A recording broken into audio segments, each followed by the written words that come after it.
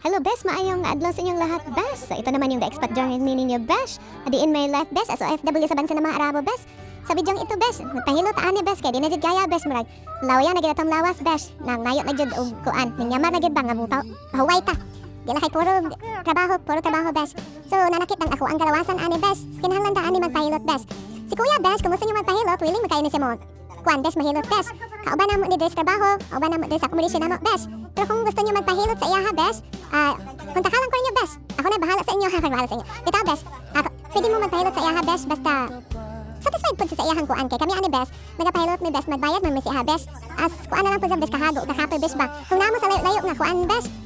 Diri sa iyahang himutangan, Besh, ang location kung medyo malayo, Besh. Kayo na bahala sa transport niya, Besh. O kayo na ang bahala na din magbigay sa kanya kung magkano, Besh. Basta sa amin, medyo ano talaga. Malaki-laki din, Besh. Oo, walang kaibigan, Besh. Maganda talaga, for sure, Besh. Maganda talaga siya paghilot, Besh. Totoo lang, Besh. Isang beses lang niya ako nahilot yan, Besh. Wala na, magaan na yung ginawa ko at okay na yung pakiramdam ng katawan ko, Besh. Yung taon man yun, Besh. Kaya man yun pa, dali magtrabaho, Besh. Tapos, bugna ba ang aircon, panuhuton dyan, maayo, Besh. Manakit atong lawas, Besh. Pamaulan pa ba? Nga, magkana bitang magkuan ta sa usahay na i-delivery? Panalang sa magkuha ang delivery, Besh. Init ka, Besh. Tapos musulod ka sa imong trabahoan, Besh. Basta bugnawa sa aircon, Besh. Maunang, ang hangin. Imuha yun. Hakot kita na nimong hangin, Besh. Yan, napay lawas, grabo yan. Nanglawasan na, marag lawas ang kanan. Budhang wakautot. Basta nila ko, adako po kain ng panuhot. Yan, Besh. Oo, bitaw, Besh. Dili na lang po ko to, Besh. Gusto magpahilot sa ato ang mga kaubanan. Pwede, so, nang kigalaan na inside sa Jada, Besh. Willing naman siya mo kuan, Besh. Mo hilot po ni ato ang amigo, Besh. Pero kinahanglan din mag-schedule mo, Besh. Kina po di sa trabaho, Besh. Kadalasan na niya, Besh, gabi po di sa Besh. Mo hilot, gabi sa Besh. Kaya after sa iyang trabaho, or sa day off niya, Besh. Basta.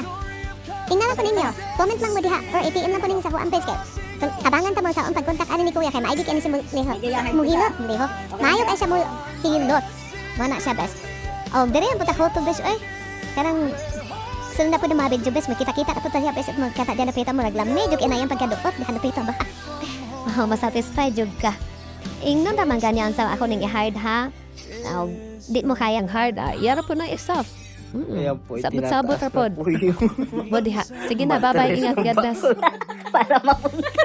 Dito yan, ginagawa nyo eh. Ay, itataas na. Anak kaagad to. Uy, pataas, hindi pa. Kelvin, dito matapos yung hilot. Okay na ba? Masakit hindi. Apo, ang bata, lalabas. O nga! Kailan yan? Pero maganda mahilot na rin natin. Tama yung sa ano sa amin, parang sa Bisaya, pabuhi yung gumagano-gano yung hangin, oh. Naranasan ko yan dito, doon pa ako sa katabi ng... Ayun na yun, pinaikot na yung bata, yung ulo, mauuno. Yung pa kaya sa'yo. Yung pa, hambing pa na. Ang pagtaas ng matras yun eh. Papasok na. Ipapasok na yung matras gagawin. Parang huhuliin eh. Itinaas na yung matre. Nagdakit ako na. Ay, ako yung bata, sayang naman makukunin. Ano yung nakakit mo? Tiniis ko lang. Tira. Matiis ko man sa basta maano lang yun, okay. Yung pagbutan niya, lalaki yung anak. Yung bulbul.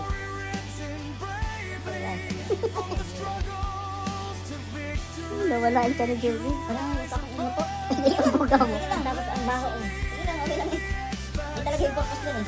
Nakakot. Oo. Kung hindi mo na-YouTube yan, may pas sa kabag. Minsan din yun. Hindi ka makadilhay, hindi ka makautot. Hilot talaga ang gagawin. Pag ganun. Yung bata na lagi. Parang tiyan na kanina. Tinatake ka ako ng kabuhian to, yung sa Tagalog kabuhi, yung hangin. Diyan sa ano, diyan sa, doon pa ako sa kabila. Katabi pa tayo ng kwarto.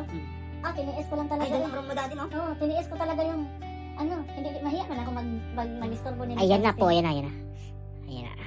Ayan na po. Yan, ano. Okay na. Sapa. Yan po, mga imbis ng anak makukunan.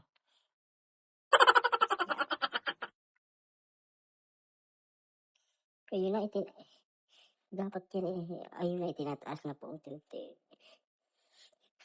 Nanganganak na yung baliyena dito. Sabi nito, tanggalang ba nito? Tanggalang, maganda, may utot mo eh. Utot mo lang. Sige, iili mo po si Istipa.